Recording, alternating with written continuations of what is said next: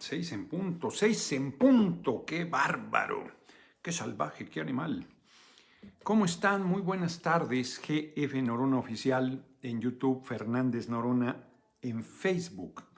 Hoy no me prestarán auxilio de ningún tipo porque fuimos a caminar hoy a la montaña. Dicen que el sonido, que no sé qué, y entonces me imagino que algunos que ponen audífonos se quejan porque tomo agua. Hoy no me prestará auxilio, Emma, fuimos a caminar a la montaña. Muy bien, hace tiempo que no íbamos al ojito de agua, le llamamos, porque es un lugar, subes, es una subida razonable, son 2 horas de ida y vuelta. Es una subida razonable, no tan difícil. Y apenas llegabas a la primer parte, en realidad es al mismo nivel, ya a partir de ahí subirá un poco, si acaso. Sí, sube un poco, casi al mismo nivel. Llegabas a ese punto y cambiaba la atmósfera, fresquísimo y un olor maravilloso a bosque que desapareció ahora que los infames quemabosques incendiaron hectáreas y hectáreas y hasta allá llegó. Y ahora pues, apenas va recuperándose la gente que, además de amar la montaña, la cuida y la reforesta. No estoy dentro de ellos, no hago ese trabajo. Cuando me pidieron las 2 sierras, las compré. Al final, una iba a comprar yo y otra, según iba a donar un tipo que salió a pagar un algón. Farsante, compré las 2. Nunca apareció la persona que las había solicitado. Querían el dinero. De repente son ingenuo a propósito de lo que voy a comentar hoy. Y hemos encontrado gente ahí haciendo la tarea de reforestación. Nosotros ya estoy demasiado viejito, aunque no hay edad, pero nunca he sido muy de trabajo, de campo. No es mi pasión. Y Gus Hernández, saludos, señor, todavía no. Es el mejor 100%. Usted se te fue como dólares USD en vez de UDS. No, ¿cómo es usted abreviado? No sé. Bueno, muchas gracias, Gus, por tu cooperación. Y a Edgar Kass, muchísimas gracias también por tu cooperación. Yo les decía y luego sigues y te encuentras un ojito de agua, agua viva, gente va por agua ahí, de un sabor excepcional. Está viva, está brotando de ahí todo el año, no importa si es temporada de secas y de muy secas, siempre hay agua ahí. Es un lugar pues muy sencillo. Benjamino, saludos desde lejos, nuestro próximo presidente. Muchas gracias por el apoyo. Entonces, en su momento, buscaremos esa responsabilidad. Y es un ojito que descubrimos yendo más que sedientos. Una caminata de 5 horas, terriblemente dura. Además, ni conocíamos el camino. Y la empezamos por un lado y salimos en Santo Domingo. Una locura de caminata, muy chingona, pero íbamos ya sin agua, sin alimento, 5 horas de caminata, y ahí ese ojito nos revitalizó. Entonces le tenemos mucho cariño. Es un lugar que yo creo que le hicieron ahí como fuente de piedra. Ahí contiene el agua de buena profundidad, clarísima, de un sabor excepcional, helada, fresquísima, entonces te cae muy bien. En tiempo de secas, por más que baje, sigue habiendo agua y se enloda un poco porque la parte que sigue fluyendo se empieza a secar, pero entonces hay mosquitos en algún momento del año, pero es un lugar excepcional. Y luego sigues caminando y llegas a un mirador muy bello, lo transmití hoy de todo Tepoztlán. Regresamos, nos paramos tarde, regresamos para ir a desayunar, casi almorzar.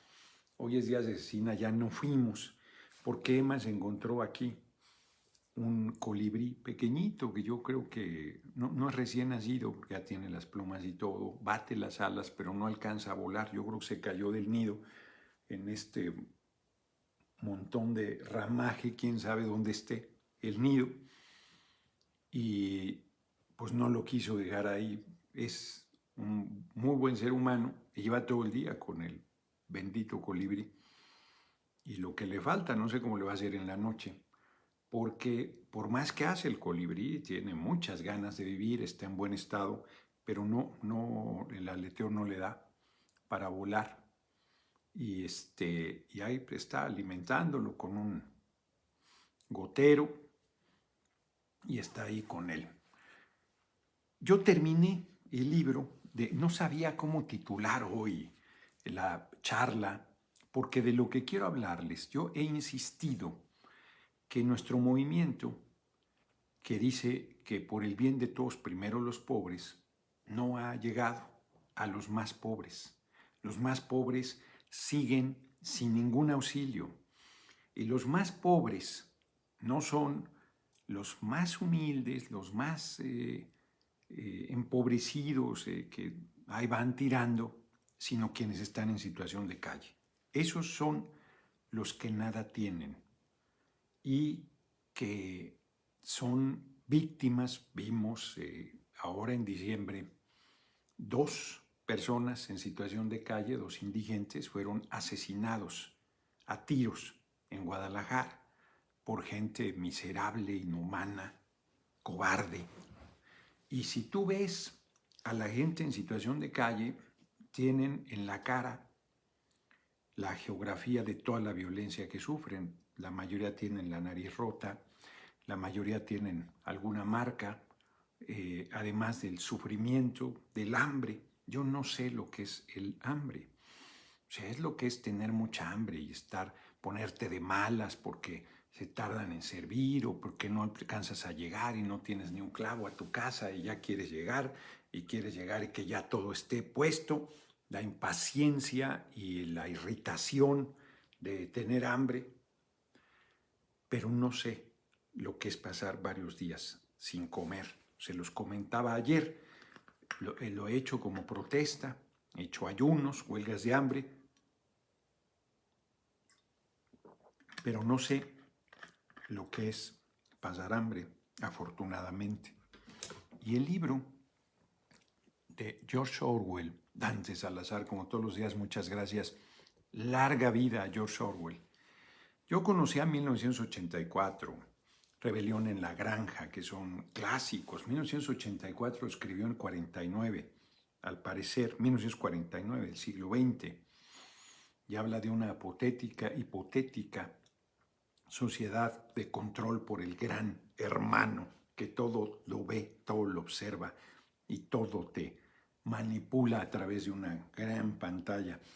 Es un libro excepcional, pero yo no sabía más de este hombre excepcional, libérrimo, humanista, socialista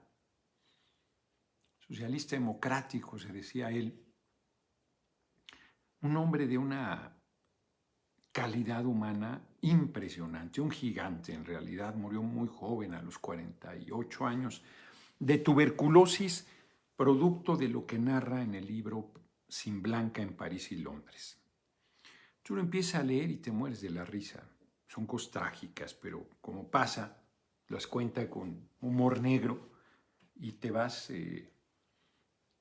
compenetrando hasta que te lleva a donde quiere ir la reflexión final del libro, que es muy poderosa y que es él, siendo un tipo preparado, estuvo en una escuela de altos vuelos inglesa,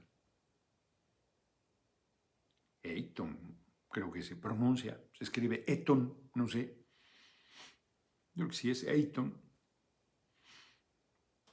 Es un espléndido escritor. Tú lees la primera página de Sin Blanca en París y Londres y ya te metió en la historia.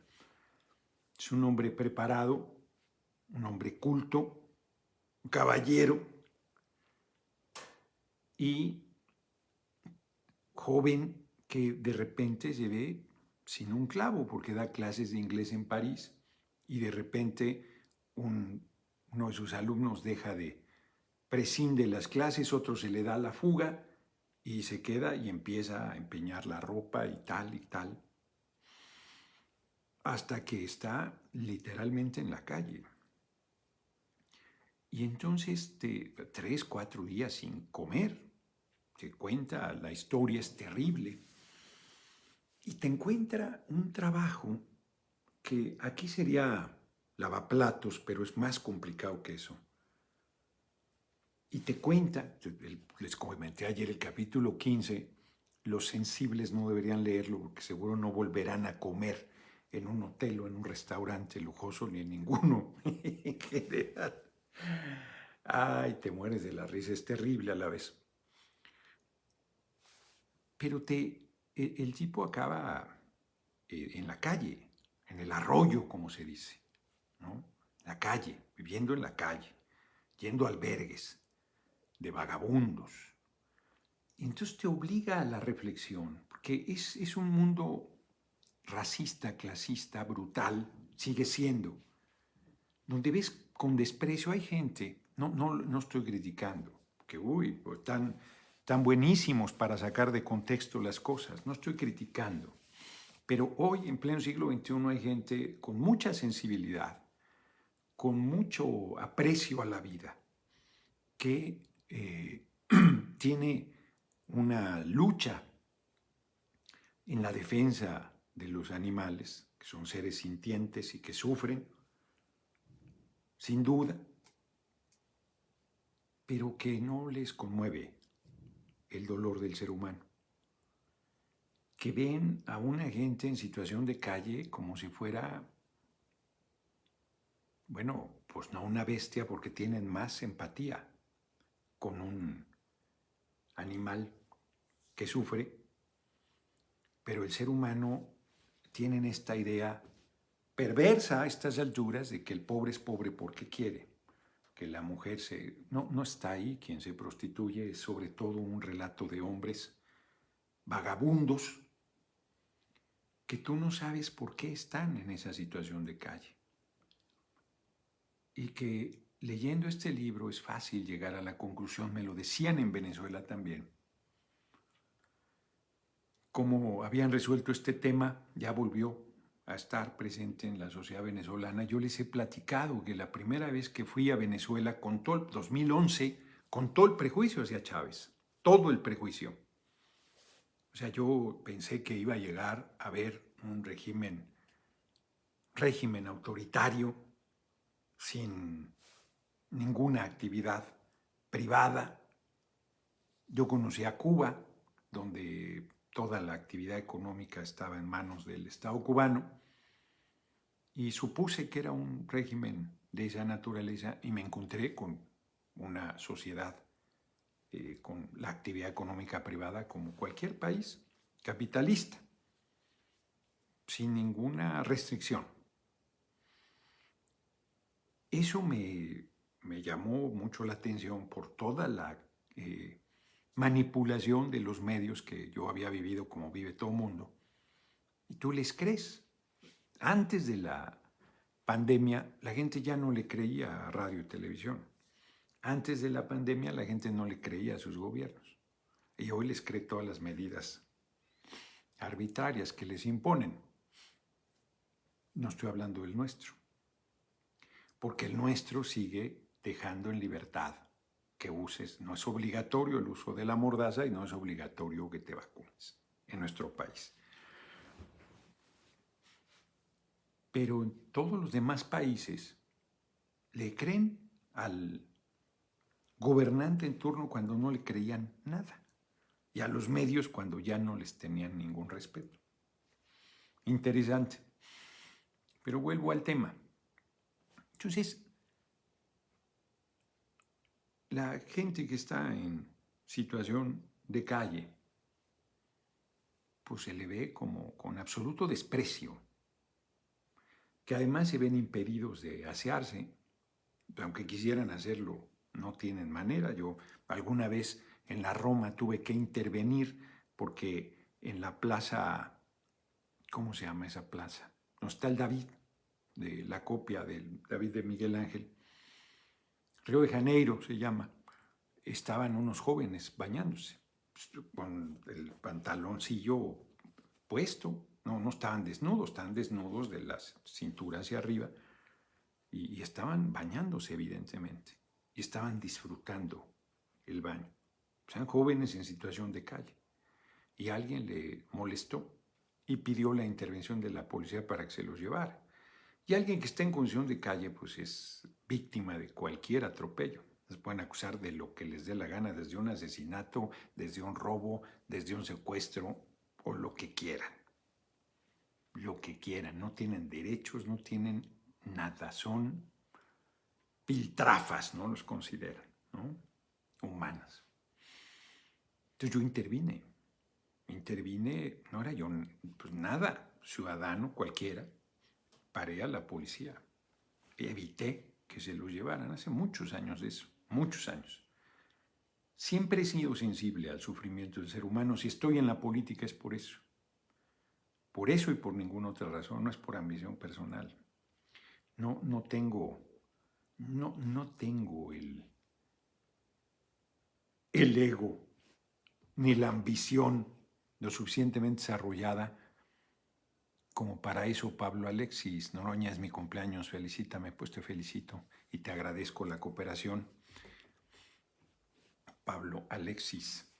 Entonces, la verdad es que me falta el instinto, la implacable determinación de obtener una responsabilidad de un cargo. Eso no lo tengo. Ha sido más mi empatía con el ser humano, mi convicción. Hoy murió Desmond Tutu, obispo sudafricano, que fue él, fíjense, hoy lo comenta el compañero presidente, quien dijo que quien frente a una injusticia se declara imparcial ha escogido el lado opresor. Claro, quien se hace loco frente a una injusticia convalida la injusticia. Y nos hacemos los locos frente a la gente en situación de calle. Decimos que están pobres porque quieren, que que son felices, que eso es lo que desean. Niños, niñas, en situación de calle. Los vemos limpiando el parabrisas y todo, haciendo payasitos, haciendo lo que pueden. Y se nos endurece el corazón. No nos importa. Y no es que les demos una moneda, que algo ayuda, algo alivia la dureza de su vida. Pero no es ese el tema, como sociedad. Nosotros no debemos permitirnos el lujo de que un solo ser humano de nuestra patria sufra por carencias económicas, porque ese es el origen del problema, la pobreza, la desigualdad. Ricardo Flores Magón, la frase que hoy titula nuestra charla y que yo uso mucho. Muchas gracias, Arcadio Barrón y López, como siempre, excelente tribuno, me dice. Muchas gracias por tu cotidiana cooperación. El pueblo tiene derecho a vivir y a ser feliz. Es poderosísima a vivir. Vivir no es trabajar, por cierto, ni es malvivir, ni es sobrevivir. George Orwell te cuenta en el trabajo de lavaplatos que es más que eso, pero que es espantoso. Espantoso, le llaman la esclavitud del siglo XX, espantoso. Bueno, nadie quiere en casa lavar los platos.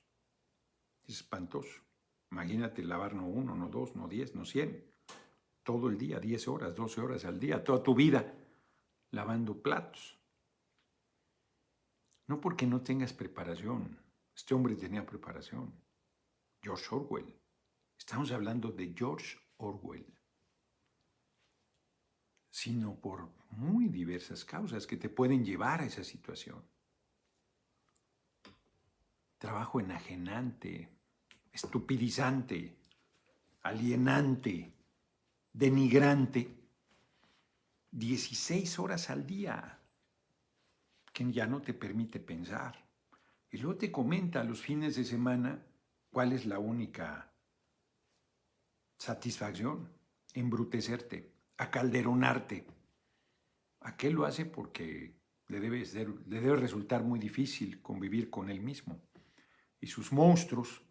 Pero para la gente hay carteles que dicen solo borracho y dormido, me olvido que estoy jodido. Claro, con el alcohol te vuelves simpático, brillante, desarrollas, sueñas, vas. Y luego, bueno, pues te entra la depresión de volver a tu dura y triste realidad. Pero en que te engancha y en que es la única diversión que tiene la gente, es terrible, terrible. El pueblo tiene derecho a vivir, a vivir. Para vivir, pues debes tener un techo. Pero no solo es un techo, sino es pues, un espacio adecuado, con el número de cuartos. Nosotros vivíamos en un departamento, pues yo creo que eran 30 metros cuadrados, era una L. 30 metros cuadrados, veníamos de una vecindad y de una época en que aunque fuera vecindad, las viviendas eran muy grandes, o las casas antiguas, por lo tanto los muebles eran muy grandes. Pues cuando nos fuimos a la Unidad del Seguro Social de Quesquinahua, pues no cabía nada. Se hicieron riquísimos los Vázquez Raña y una bola, K2 me acuerdo, que hacían pues, muebles para pobre, unas chingaderías ahí de conglomerado le llamaban elegantemente a esa chingadera, con la que hacían los muebles. Nosotros teníamos una mesa pues, para 6 personas, yo creo una ovalada, una buena mesa. Pues no cabía, excedía el límite el comedor, las sillas de aquel lado no se podían utilizar, iba la mesa pegada hasta la pared, ahí se metían mis hermanos más chiquitos, se metían por abajo de la mesa y subían como gusanos, porque a los únicos que cabían esos 2 lugares, de ahí no los podía ocupar nadie más. Enorme.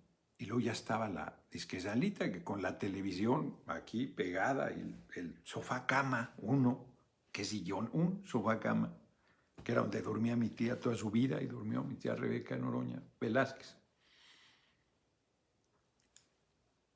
Y la recámara, que no dividía nada, no había ninguna pared en esa L.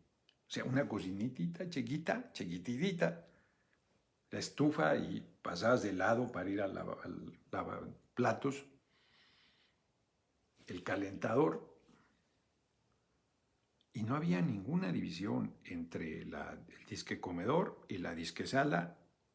Había un ropero que hacía las veces de pared, que tapaba la cama de mi abuela, y luego una litera donde íbamos Mónica y un servidor. Mónica, mi hermana y yo. Cuando mis hermanos dormían ahí, ni siquiera me acuerdo dónde les tocaba. Les voy a preguntar. Lo tengo olvidado, lo tengo borrado ahorita que lo estoy diciendo. Había familias con 16 integrantes.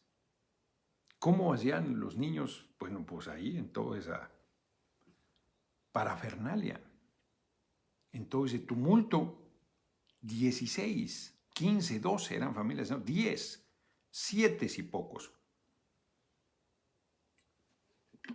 En esas Ls. Y nosotros vivíamos en una unidad habitacional del Seguro Social que tenía agua limitada todo el tiempo. Nosotros nunca supimos lo que es un abasto de agua permanente. Llegaba a las 6:30, 7, se iba a las 10, regresaba de 1 a 3, regresaba a las 7 de la noche y se iba a las 9, todos los días, sin excepción. Pero hay quien ni ese lujo tiene, no tiene agua. Tiene que andar comprando pipas. Hay quien tiene niveles de hacinamiento todavía mayor. Estas eran por lo menos viviendas bastante ventiladas, ventanales grandes, bastante ventiladas, luminosas. He visto verdaderas cuevas, que dicen que son casas, pero son cuevas donde la gente vive, hacinada, en niveles de... Eso y la barrera de vivir en la calle, ser muy cerca. muy cerca.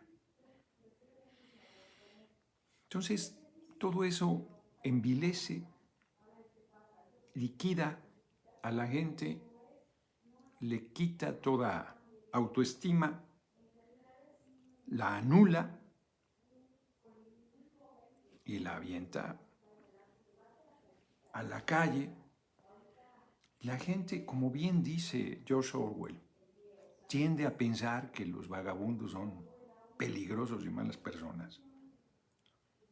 Y como también él los dice, son en términos generales dóciles y los más maltratados. Si fueran malas personas, tú metes a decenas en un lugar y no hay más de 2 o 3 personas, ninguna armada para controlarlos. Y los tratan fatal, fatal. La gente trata de evitar ir a esos lugares por el trato que reciben. Los van por el alimento, por organizaciones religiosas que les imponen ahí sus rezos y su ceremonia a cambio de una caridad, cuando lo que debería haber es justicia, evidentemente, justicia y justicia social. Nadie debería sufrir por carencias económicas, nadie. Y tenemos que lograr una sociedad donde nadie sufra por carencias económicas. Y por eso es muy elevado el planteamiento de Ricardo Flores Magón cuando dice que el pueblo tiene derecho a vivir y a ser feliz. Impensable. Si la gente por lo menos se conformaría con vivir, entendido esto como comer 3 veces al día. Ni siquiera con tener los satisfactores necesarios para no padecer. Ya no digo un techo. Lula da Silva se comprometió cuando fue presidente la primera vez en Brasil de que los brasileñas comerían 3 veces al día. Qué fuerte que esto sea importantísimo y que no sea una realidad en pleno siglo XXI. Ni en Brasil ni en nuestra patria. Vicente Jiménez Noroña, político de calidad, hizo. Muchas gracias. Muchas gracias por tu cooperación. Porque más cada quien tiene que construir su propio camino en la búsqueda de la felicidad.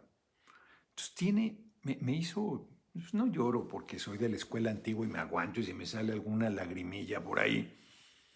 Como digo, no lloro porque me aguanto. Inclusive me quiso doler un poco la cabeza. Es un libro maravilloso, maravilloso el de George Orwell.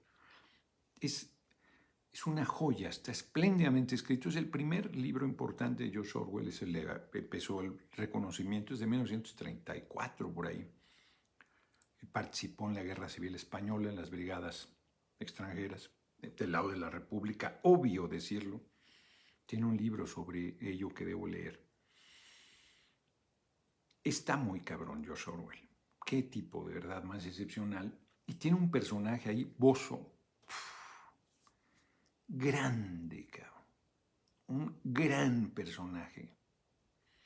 Que es un artista que vive de hacer dibujos en la acera y de las cooperaciones que le dan.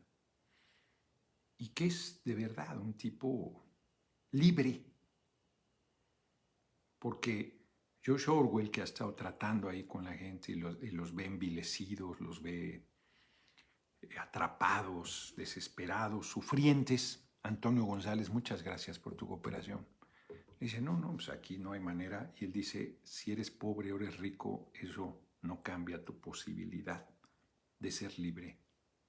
Está aquí. No es ser feliz, de ser libre. Por supuesto que el tipo era un tipo preparado, inteligente. Le había pasado 2 tragedias terribles. 2 tragedias terribles que no les voy a comentar por si leen el libro.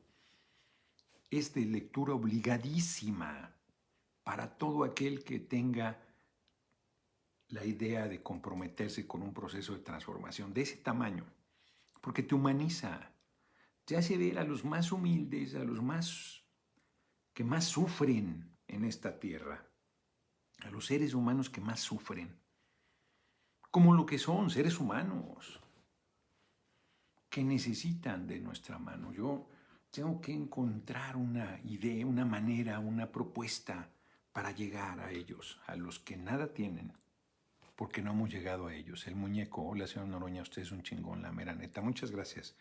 Muchas gracias por tu cooperación, muchas gracias por tu comentario. Porque son quienes más nos necesitan. Carajo, yo soy ateo. Ateo. No creo en nada. O sea, me refiero a ningún ser sobrenatural. Muchas gracias a Daybreak por su cooperación. No creo en ningún ser sobrenatural. Y me parte el corazón ver gente en situación de calle. No puedo no ser empático con ellos y saber lo que sufren. Yo he dormido en una tienda de campaña en la calle y es durísimo. Amaneces sucio, solo por dormir en la calle. Pero además es durísimo. Y nosotros teníamos una tienda de campaña. Tenía un catre y tenía cobijas suficientes. Y en el tiempo de frío me ponía hasta ropa térmica para dormir. Y estos seres humanos pasa así. Porque además lo poco que tienen, pues se los roban, se los quitan. Son pasto de cualquier atropello y de cualquier injusticia. Está cabrón. Y reitero, no es un asunto de caridad, ¿eh? No es de, mira qué bonito soy. No, es que todas los estados, nación, deben construir instituciones para justo darle la mano a los más necesitados y hacer llegar la justicia social a toda la gente. O sea, educación, pero ¿qué van a querer? Si lo que necesitan es comer 3 veces al día, cabrón. O sea, ¿cómo puedes pensar en educación si no comen 3 veces al día? Si viven en la calle o casi en la calle, hacinados. No hay un lugar donde leer, un lugar iluminado, un lugar ventilado. ¿Cómo vas a poder pensar en estudiar si lo que tienes es hambre? Hambre vil, hambre a secas. Comenta de gente que vive de tomar té. Tomar té. No el que sea Chava Flores, ojalá. Comenta que uno de los grandes problemas, la inmensa mayoría eran hombres y siguen siendo hombres como en las cárceles. Y los hace célibes a fuerza, porque nadie se fija en ellos. Ni las prostitutas no tienen dinero. Si no tienen dinero para comer, menos para ir a comprar sexo. Entonces acaban envilecidos y pues, hechos pinole, sin ninguna autoestima. Es una situación terrible. Y es esta sociedad la que crea eso. No son ellos. Ellos son víctimas de una trituradora de carne que es nuestro sistema económico.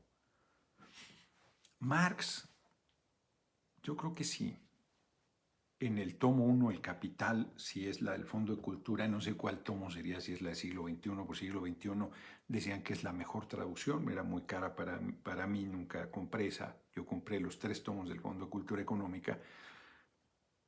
En el capítulo de acumulación originaria de capital, cuenta esto, creo que es él, donde se rompe el feudalismo, lo digo de manera esquemática, que eran pequeñas ciudades donde el señor feudal era dueño de todo el mundo y eran autosuficientes. Se rompe, se empieza la actividad comercial de nuevo o una actividad comercial que rompe con esos núcleos cerrados. Y las ciudades empiezan a atraer a los artesanos, a los productores de cosas, de pan, de vestido, de calzado, de todo. Y los incipientes capitalistas contratan a varios para que produzcan para ellos y vender. O compran ese producto y lo revenden. Y se va desarrollando el proceso de acumulación por un lado y de elaboración en serie, digamos, permítaseme así decirlo, porque todavía no estamos hablando de ello, se va modificando la forma de producir a tal grado que le quitas el conocimiento al artesano de todo el producto y lo vas haciendo por partes, y lo vas haciendo cada vez más mecanizado, lo vas haciendo cada vez más alienante, cada vez menos creativo, cada vez más eficiente en la cantidad, y luego entran las máquinas que disparan la productividad y también disparan el desempleo porque los mandan a la calle. A los que antes habían atraído a las ciudades y los necesitaban, de repente ya no eran útiles y a la calle. Es el sistema el que los manda a la calle. Eran trabajadores productivos que con la entrada de la maquinaria, por eso empieza el movimiento ludista, que es la destrucción de las máquinas, porque los trabajadores, los antiguos artesanos, ven a la máquina como su desgracia, como la generadora de su tragedia. Entonces destruyen maquinaria hasta que se impone la famosa revolución industrial y todo ese proceso, que a lo que quiero llegar es que manda a la gente a la calle y se vuelven vagabundos. Pues sí, ni modo que se vuelvan qué. Y los empiezan a perseguir como vagabundos. Y después de 2 o 3 veces que te detenían, te ponían creo que también es V, no estoy seguro en inglés cuál es el término de vagabundo, te lo ponían marcado a fuego. O sea, eras perseguido como criminal cuando habías sido víctima del proceso de desarrollo del sistema económico. Hoy muchísima gente mendiga de igual manera un empleo. Mendiga un empleo. Que es una cosa horrible. 10 horas al día de maltrato por unas monedas, pero que te permiten, tienen que leer el libro, que te permiten pues, comer, aunque sea mal comer, pero no estar en la calle esperando a ver a qué hora abren el albergue y a ver cómo juntas algo de dinero para pagar la cama, porque no son gratuitos. Y para comer, alimentarte de 2 piezas de pan con margarina y un té. George Orwell muere de tuberculosis producto de lo que cuenta ahí en el libro Sin Blanca en París y Londres, a los 48, 49 años. Está cabrón. Tan cabrón como un trabajador fuerte, productivo, eficaz y que por un accidente de trabajo se ha aventado a la calle o por el trabajo que realiza genera enfermedad crónica y es aventado a la calle y acaba hecho un guiñapo. Y no pocos acaban en la calle, literal. Decía Ricardo Flores Magón, me niego en la carta donde de respuesta cuando le exigen que reniegue de sus ideales, de su lucha, de sus principios, cuando está cerca de morir, para que lo dejen en libertad. Se me tienen que convencer que está bien que un niño o una niña viva en la calle, trabaje, que una mujer tenga que optar entre 2 horrores, prostituirse o morirse de hambre. Que a la mujer todavía le queda el horror de prostituirse y al hombre ni ese horror. Acaba que no es que sea mejor, ¿no? O sea, prostituirse es apenas y un eslabón arriba del vagabundo, porque se considera improductivo, se considera desecho, sin que te pares a pensar qué es lo que está generando esa situación que no es excepcional. Mientras más se acumula la riqueza en un lado, más se empobrece la mayoría. Pues lo hemos visto en estas décadas de neoliberalismo, cómo aumentó el número de gente que, negándose a esa posibilidad de ir a la calle, pues se migró a Estados Unidos. 30 millones se habla. Rosalía Monroy dice pues una serie de cosas ahí que yo no voy a entrar a ese tema, sobre el tema de Monreal, ¿no? Ya 2 días fue más que suficiente. De todos modos, te agradezco muchísimo tu cooperación. Entonces, es terrible, terrible. El libro realmente a mí me tocó el corazón, porque yo ya traía esta preocupación de llegar a los que menos tienen. He insistido en tribuna. Bueno, le tapé la boca, yo ya lo sabía, pero estaba esperando el momento. No bastaban mis nahuales, que fue una idea genial, como ya comentamos, de Mónica, del chango y el león y el chango. Yo ya tenía mi respuesta a estos miserables clasistas y racistas paniaguados que pretendían burlarse de mí, equiparándome con un indigente, con un vagabundo, que vive la tragedia de no tener nada.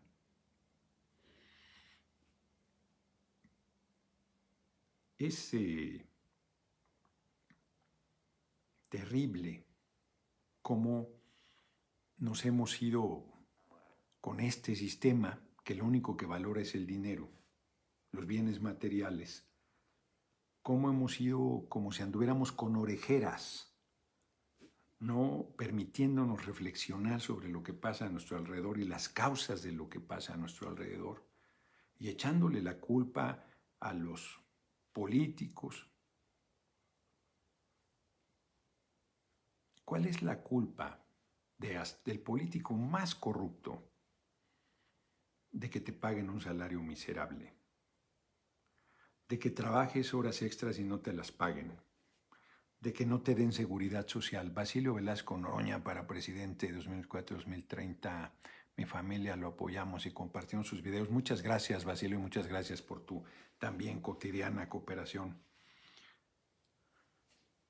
Porque hubo un momento en que había seguro social en la ley y de todos modos no te lo daban. Y había supervisiones y sancionaban a las empresas que no te daban seguro social. O cuando preguntaban si te estaban cotizando con un salario menor al que recibías, la gente decía que no, que ese era su salario, y no le importaba que cotizaran poco al seguro social y que a él le dieran más salario. Nunca pensó en que iba a llegar a adulto mayor y que eso iba a afectar la pensión, ya de por sí modesta. ¿Qué tiene que ver el político en eso? ¿Qué tiene que ver con los salarios de hambre? ¿Qué tiene que ver con las condiciones brutales de insalubridad en la mayoría de empleos?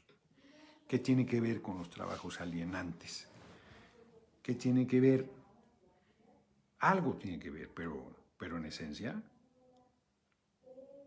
es el sistema económico que en todo caso hay políticos que buscan reproducir, pero que la gente se va por la suave en vez de asumir. Cuando yo digo que hay que cambiar este sistema económico, se entra por una oreja y sale por la otra. Pero hay que cambiarlo. Porque, insisto, o sea, todavía hay gente, trabajadores, arriba el capitalismo. ¿Por qué vete a Cuba? ¿Por qué usas teléfonos gringos? Son chinos, por cierto. Ya casi todo es chino. No se enteran que casi todo es chino. Que su gran manera estadounidense, todo es chino. Me deberían decirte, vete a China. No, yo a ellos, vete a China. Tan torpes que aplauden a su opresor, lo defienden, se creen parte de él, cuando viven con muchas necesidades básicas, no con las necesidades creadas. Como decía Álvaro Obregón, se los he platicado mucho, en la carta a su hijo, cuando cumplió 21 años, porque en ese tiempo la mayoría era los 21, y creo que debería leérselas. Debería leérselas. Es una cuartilla. Ya vamos a acabar, ya se va a hacer la hora. ¿Qué tal? Murió al poco tiempo, por cierto, Álvaro Obregón. A ver, vamos a ver.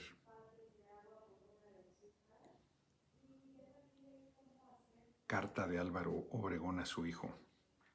Se las he platicado muchas veces, Humberto. Pero ¿para qué se las platico si es una cuartillita y se las puedo leer? Ay, caray, no está tan pequeña. No, está larga. En fin, le dice en esencia que hay dos tipos de personas. Las que lo que tienen lo han logrado a contracorriente, enfrentando las adversidades e imponiéndose a ellas, y los que por su lugar de nacimiento les ha sido dado todo. Y le dice que él pertenece al segundo grupo.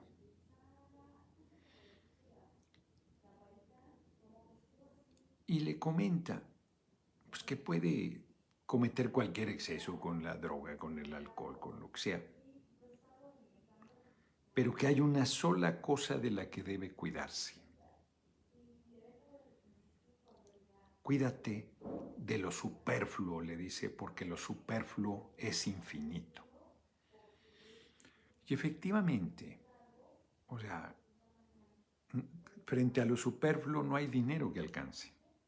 Siempre habrá una camisa de mayor elegancia, de mayor estatus, o un auto, o una casa, o un todo. Entonces, por eso la gente todo el tiempo está, ¿no?, pensando, ¿no?, el barrio, el lugar. A mí me gusta este lugar no por el barrio, sino por su cercanía con la montaña. Claro que es una casa maravillosa.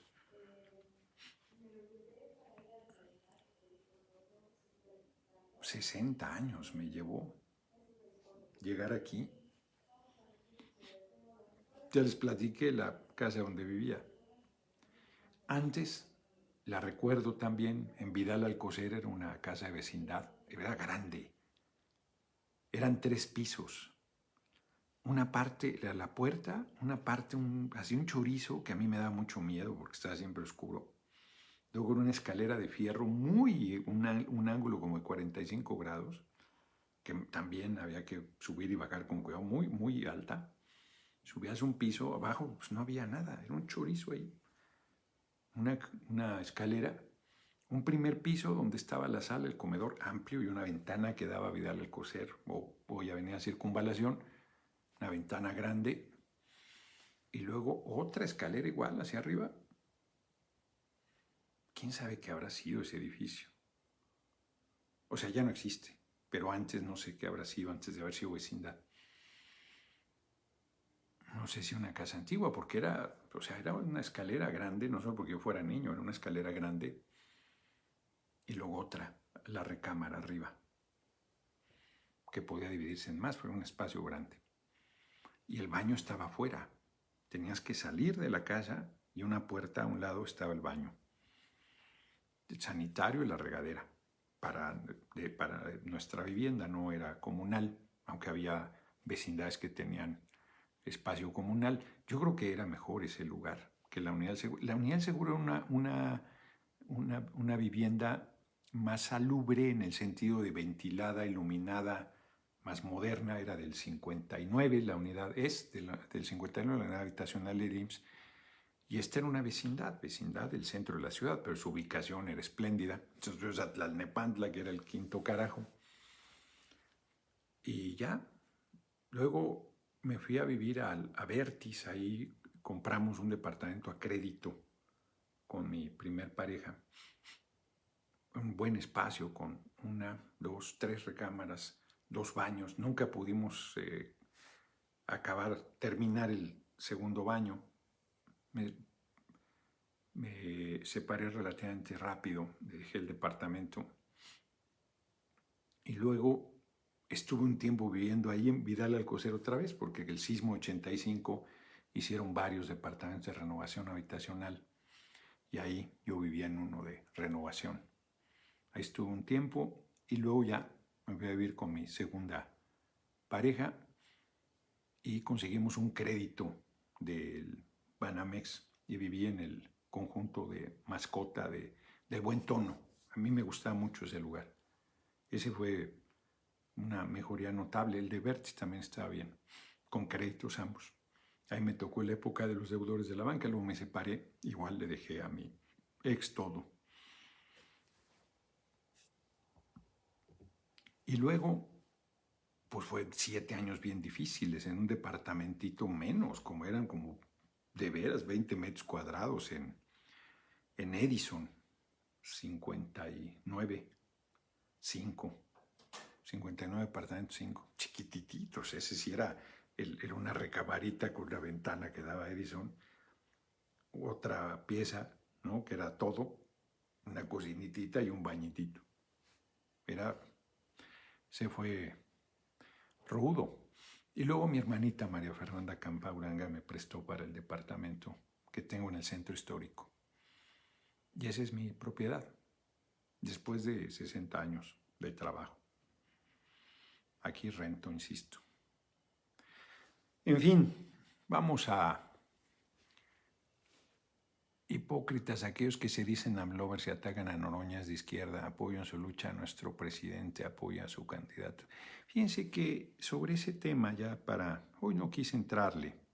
Primero porque la lectura de Sin Blanca en París y Londres me conmovió profundamente. Y segundo, porque ya es evidente que lo que está detrás es el 2024, que falta mucho, y poco a la vez.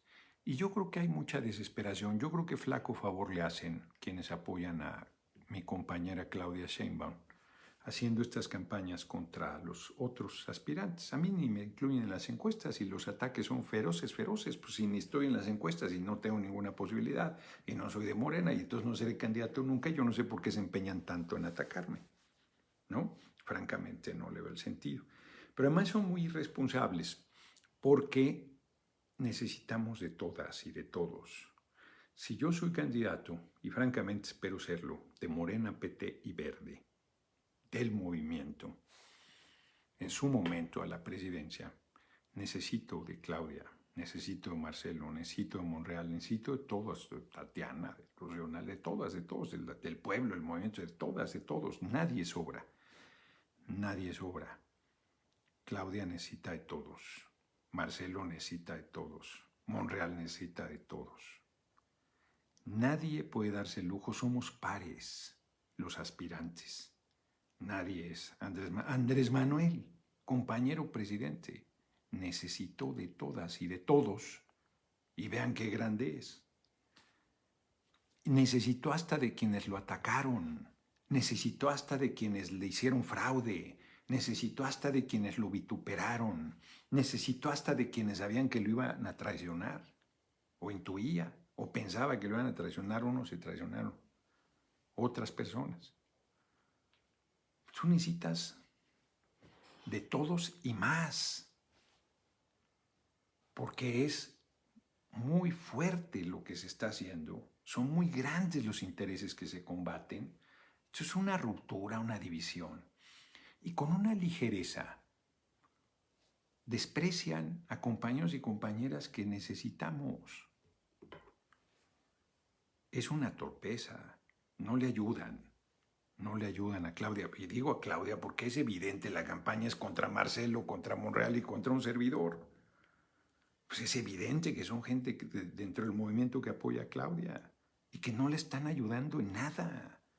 Porque podrían hablar de los talentos de Claudia, que son muchos, notorios. Es una compañera excepcionalmente preparada, trabajadora, cabrón, capaz, eficiente. Y en vez de eso se dedican a golpear. El muñeco, ya no le hagas con H caso a esos que nomás son buenos para criticar. Muchas gracias, el muñeco. Hay haga sin H, pero es de una dignidad turca, de una responsabilidad pública turca. Ya no existe, era cuando la época del Imperio Otomano.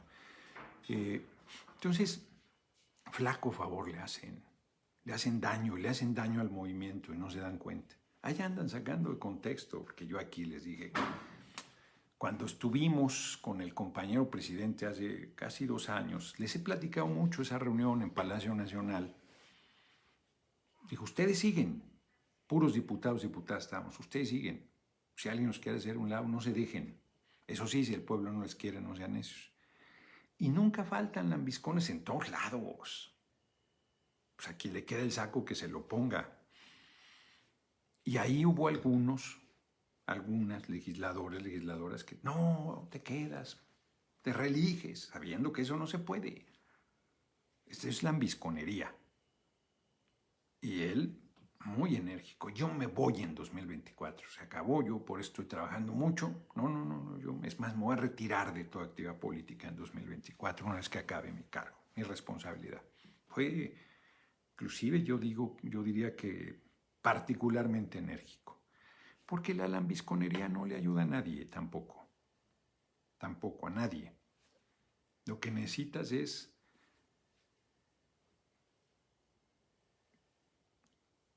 un movimiento de mujeres y hombres libres.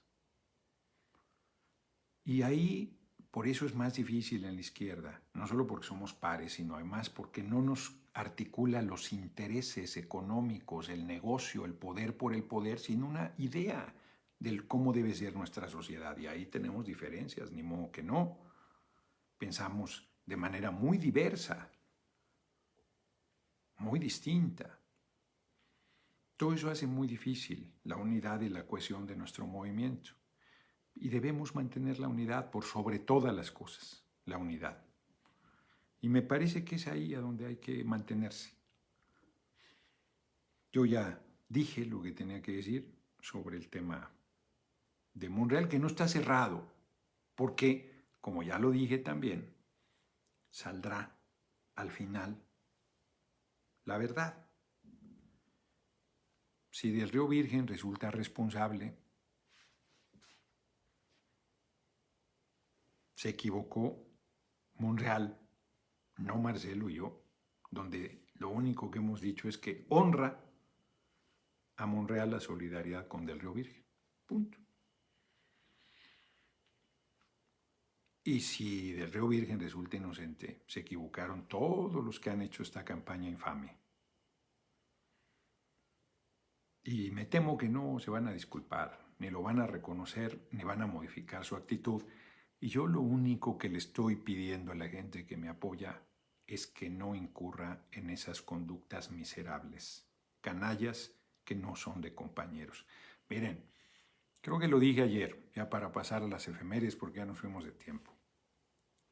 Pablo de Dios, futuro presidente, ojalá Noroña, un youtuber que dice apoyar al movimiento y son unos amarillistas tan peor igual que los chayoteros. Sí, hay varios, hombre. Pues es, ¿no? El que sean comunicadores populares, les digo yo a los youtubers, no les quita el que puedan ser poco serios. La mayoría no son.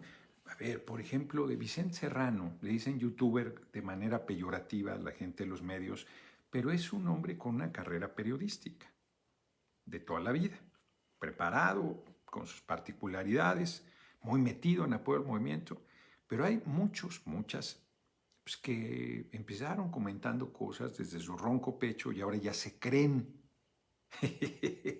conocedores de la política y de la sociedad mexicana y son ligeros e irresponsables algunos. Pues sí, así es. Les decía yo que yo no me asumo. Ayer me tenían un poco irritado y creo que la diferencia entre unos y otros pues es la edad, la trayectoria ciertamente, la experiencia, compromiso. Estaban compañeros ahí subiendo imágenes mías de lucha de hace algunos años, algunos ahí, ahora sí que literal codo con el compañero presidente, porque son muy ligeros algunos de repente, ¿no? Pues muy responsables, pero bueno. Y mientras nuestros adversarios están frotándose las manos diciendo sí se van a romper en 2024 y los vamos a madrear a todos.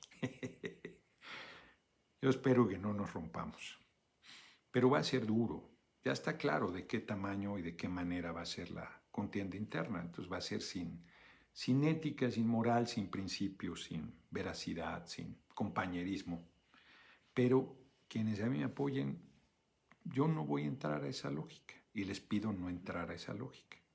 No quisiera descalificar a nadie que me apoye,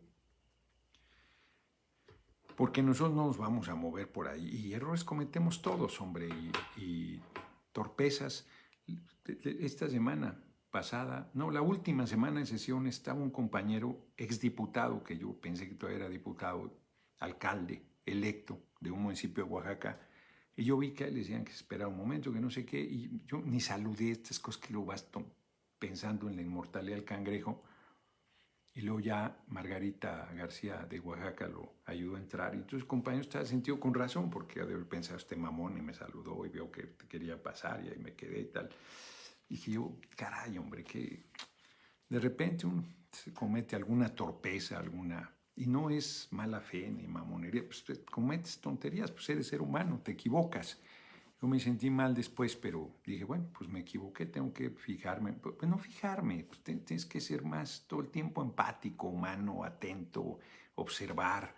Y pues y se te va alguna, ¿no? En fin, efemérides de hoy. Solo diles que alguien nos está preguntando por el colibrí, que está en letargo, porque cuando se mete el sol bajan sus signos vitales. Ah, que está en letargo, ya está durmiendo. De Pero todos modos le tiene ahí una lamparita para que... no, ya la quité. Ah, ya la quitaste. Ajá. Desde Alemania, un argentino admirador de México y de usted. Ándale, Esteban Ávila, muchas gracias. Mira, muchas gracias a Men Mom Case. Me caes muy bien, Gerardo, eres un gran tipo. Muchas gracias. No, hombre, George Orwell, grande, grande, grande, cabrón. Qué, de veras, qué bello libro. Qué bello libro. Es lo mejor que he leído, ¿eh? Se los recomiendo amplísimamente. Amplísimamente. 26 de diciembre nace Henry Valentine Miller. Henry Miller, no sabía que era Valentine. ¿Cómo me gustó en su momento? Pues era yo universitario. Leí Sexus de Henry Miller. No, hombre, además yo estaba en plena, imagínense, universitario, cabrón. Estaba en plena hormona, todo lo que daba. Veía guapas a todas las mujeres y quería con todas y era tímido, entonces no había manera. Yo fui virgen hasta los 20 años, cabrón. ¿Qué tal? Y Sexus, no, hombre, me encantó el libro, ¿no? Y me ponía frenético. Y luego pues, compré mucho y leí mucho de su obra, que además era una... Trópico de Cáncer es la obra más celebrada de él, pero a mí me gustó mucho más Sexus. Es un tabicón, que además como platicas, te escribe como platicas y va de una cosa a otra. Debe haber sido un gran conversador, muy amigo de George Orwell. Novelista estadounidense, sus obras fueron controversiales, prohibidas, Sexo estuvo prohibido como hasta los años 50 o 60, ya no recuerdo. Trópico en Cáncer, Primavera Negra y Sexus. Sexus a mí me pareció una maravilla. No sé si lo vuelvo a leer igual ya, pero en su momento apoyar a su candidato no significa atacar a los otros, significa ensalzar las virtudes del nuestro Noroña, presidente 2024. Estamos todavía lejos de las candidaturas y del proceso, pero efectivamente ahorita hay que seguir con el tema de la consulta. En 1893 nace Mao Zedong, líder político, filósofo y dirigente del Partido Comunista de China y fundador de la República Popular China. Los compañeros del PT son maoístas, ellos se formaron bajo esa visión, les saben mucho al tema. Tengo que preguntarle a Alberto Anaya sobre el tema de la revolución cultural tan satanizada y controvertida en Occidente. Por ahí me recomendó mucho Tonali, estaba cambiando el nombre el otro día, una de la costurera china y Balzac creo que se llama, y lo empecé a leer y lo dejé por ahí porque es cabronamente anticomunista el libro, es obvio, pero me lo recomendó mucho y Tonali regularmente hace buenas recomendaciones, ya lo veré, y ahí está plasmado en la época de la Revolución Cultural. 1904 nace en Suiza Alejo Carpentier, en Suiza, yo pensé que era cubano, escritor cubano, pero nació en Suiza. Algunas de sus... ¿Pero tú sabías que era suizo? Alguna vez quizás lo supe, pero... Irma me lo presentó a Alejo Carpentier, le gustaba mucho, bueno, a él en general. ¿Y cuál era la obra que Algunas obras, El reino, este mundo, Los pasos perdidos era, ¿no? Y Guerra del tiempo, Los pasos perdidos. Es un escritor no sencillo.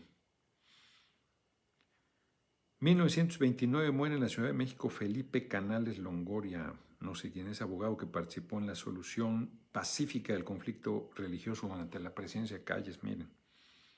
En 1972 muere Harry S. Truman, expresidente de Estados Unidos, político estadounidense que fue presidente entre 1945 y 1953. Su gobierno envió armas nucleares para terminar la Segunda Guerra Mundial. Por ahí tengo unas memorias de él que compré en el Callejón de la Condesa. 1985 es asesinada a machetazos, Diane Fossey, primatóloga y científica estadounidense que dedicó su vida a defender la vida de los gorilas de las montañas Virunga en Ruanda, pues por eso la mataron, qué terrible, en la República Democrática del Congo. Aunque su asesinato no ha sido aclarado, se cree que los responsables pertenecen a la mafia de cazadores y traficantes de gorilas. Pues sí, qué fuerte, no sabía de ella. Diane Fossey, imagínate, asesinada a machetazos porque no se conforman con el asesinato, sino la manera. Está cabrón. En fin, pues nos vemos mañana. Mañana seguiré aquí en Pueblo Quieto. Tengo la intención de ir a Tuxtepec. Noroña, eres mi gallo, necesitamos que veas las declaraciones. No, ¿para qué? En la octava, que se va a armar una guerra porque da a entender que el gobierno de Morena está igual. No, bueno, no, o sea, Anabel Hernández está siendo muy irresponsable, muy irresponsable. Decir que el compañero presidente está apoyando un cártel es no solo temerario, sino falso, infame, miserable. No, pues no tengo que ver nada, hombre. Muy mal está Anabel Hernández. Pues yo no sé qué le pasó o no sé. No sé. ¿No? Yo creo que, bueno, pues que lo escriba en un libro, ¿no? Así como hizo los señores del cártel, que se atreva a poner por escrito lo que está declarando. Es muy, y no le va a pasar nada, pero es muy irresponsable, se va a tener que comer sus palabras. Yo creo que ya liquidó el prestigio que tenía. Es una pena, es una pena. Bueno, ayer les digo, me habló un hombre, ayer 12 veces para decirme que íbamos a la catástrofe en 2024 porque el compañero presidente le hace caso a la OMS y él tiene la verdad científica de que todo esto es pues prácticamente una patraña. Y con toda la teoría conspiracionista, ¿no? Y que mandara por un tubo a la OMS, no, o sea, pero tú quieres que le pongan una camisa de fuerza al compañero presidente, hombre. Estás viendo presidentes del de Italia, me dicen, que llama asesinos a quien no se vacunan. ¡Qué barbaridad! ¿No? ¡Qué nivel de estupidez, de ignorancia, de maledicencia, de irresponsabilidad! ¿Cómo le han comido el seso a la gente con este tema? Terrible, terrible. Usando el miedo. Terrible. Está cabrón. Bueno, les digo y no les creían. Y ahora ya les creen, ¿no? Al cretino de Macron, ¿no? Una bola, ¿no? En fin, así está la vida. Nos vemos mañana a 6 de la tarde. Voy a estar aquí en Pueblo Quieto. Les decía que quiero ir a la toma de protesta en Tuxtepec, Oaxaca. Para ello había quedado de estar el 1 de enero por la mañana en el puerto de Veracruz, pero no hay hospedaje. Bueno, sí hay, cabrón, pero ahora sí que como cuenta George Orwell, en unos lugares ahí muy modestos, que además no es un asunto de que te pongas elegante, sino de seguridad también, de higiene y de seguridad. Entonces estoy viendo que a lo mejor, así como percibo, no voy a poder ir. No veo condiciones porque no hay hospedaje. Bueno, hay en los Caribes 4,500 pesos la noche en uno ahí de estos hoteles de cadena, pues claro que no. Carísimo. Y otros, pues está complicado. Donde me quedaba en las diligencias, no hay ni un lugar.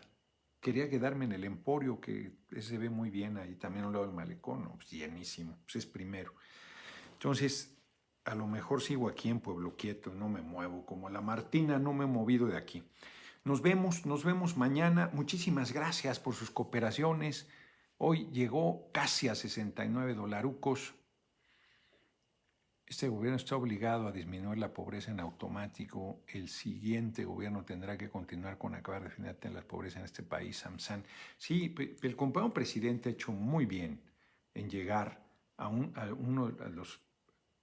la inmensa mayoría de los pobres, no a los más pobres que son los que viven en condición de calle, pero la inmensa mayoría que vive en una pobreza terrible, debatiéndose entre la situación de calle y de una necesidad brutal, el compañero presidente les ha dado la mano.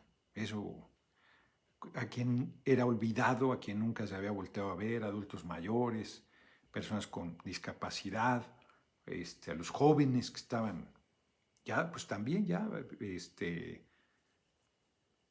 rechazados, descalificados, ninis, ¿se acuerdan? Ninis, ¿sí? Estos parias, nuevos parias, como si fuera su responsabilidad, que les hubieran cerrado el acceso a la educación y el acceso al empleo, y los mandaran a la calle, al arroyo, justamente. Miserables, ¿no? En fin, pues aquí voy a seguir. Entonces mañana desde acá transmitiremos 6 de la tarde en punto. Y ya veremos cómo van las cosas. A ver, acá algún excelente, el mejor diputado, dice Marta Matus. Pues no, así ya llevamos 11 minutos de excedente.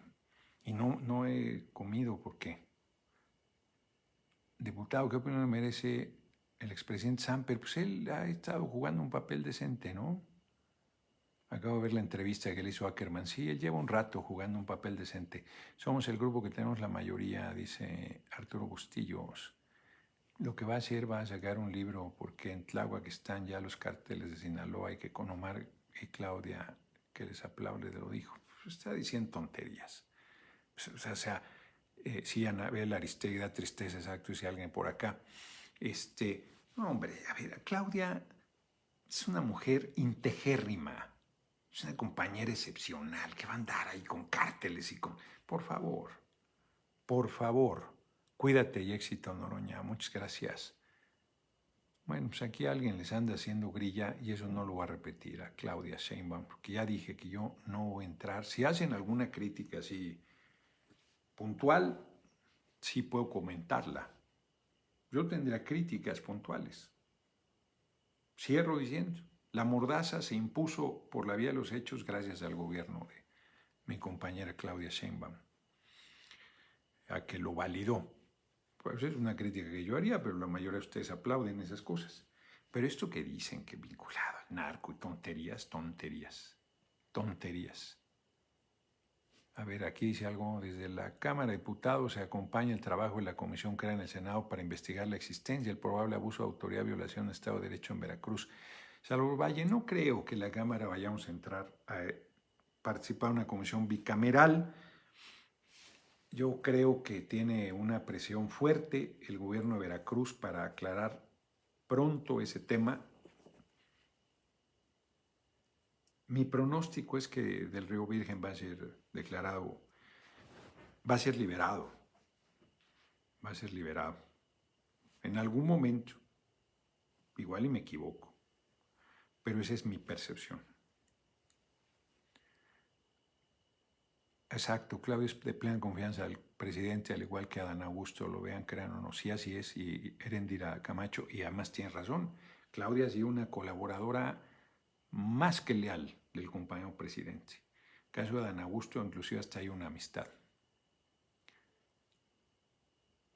Gualiname, buenas noches. Independientemente de la grilla de los presidenciables, ¿cree que sea prudente el intento de desaparecer el gobierno de Cuitlao García? Ya hablamos de ese tema. Yo les pediría que primero se informen, porque quien habló de la posibilidad de desaparición de poderes es Dante Delgado. ¿Qué representa Dante Delgado en el Senado? Nada. Quien tiene mayoría es Morena. Ni Monreal ni ningún senador de Morena ha planteado que van por la desaparición de poderes. Entonces grilla. Tú dices que no es grilla, pero es grilla. Es parte de la misma grilla para golpear a Monreal. Porque quien planteó eso fue Dante. Y Dante, que por cierto, Dante es el líder de Movimiento Ciudadano y el candidato de Cazones que fue asesinado es de Movimiento Ciudadano. Y Dante sostiene que Del Río Virgen no es el responsable. Mil gracias por su apoyo, diputados en geniales, ¿no? Y está ese Fabiola Falcón. Comparto que Sheinbaum es culpable de las medidas actuales como el cubrebocas, dice Israel Buitrón. ¿Y por qué va a ser liberado con B grande cuando es un asesino? José Montoya no sabía que eras juez, Ministerio Público y juez, me imagino. Flavio García, Noroña para presidente, noroñista de corazón, dice Beatriz Molina. Claudia no persiguió políticamente a Toledo, ya lo dijo la Fiscalía de Chile, creo que se equivocó al acusarle de perseguir a Toledo. Ah, mira, yo pensé que la Fiscalía de la capital del país tenía un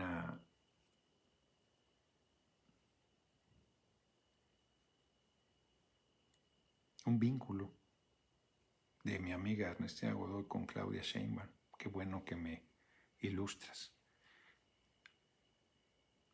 En la grilla, Frederic Contreras Cubillos, que te mueves con tu falsa candidatura. Pues no hay falsa candidatura porque ni candidatura hay. Eso será hasta el 2023. Ya que se defina, pero por cierto, Frederic Contreras, por más que te dé rabia, seré precandidato a la presidencia, por lo menos. Ya que se define el candidato del movimiento progresista, con todo apoyarlo, exacto. Si llegara a quedar el diputado Noroña, pues adelante, exacto. Nos vemos, ya nos pasamos mucho. Nos vemos mañana, 6 de la tarde en punto.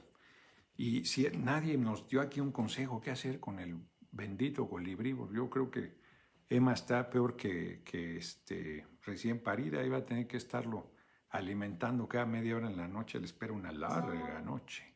Entra en letargo, Dice que entra en signos letargo y entonces, vitales, ¿cómo entra como y en hasta hibernación? mañana. Es una especie de hibernación. Mira, qué bueno. Bueno, nos vemos. Yo llegué a barrer, dice Aarón Barraza. Nos vemos.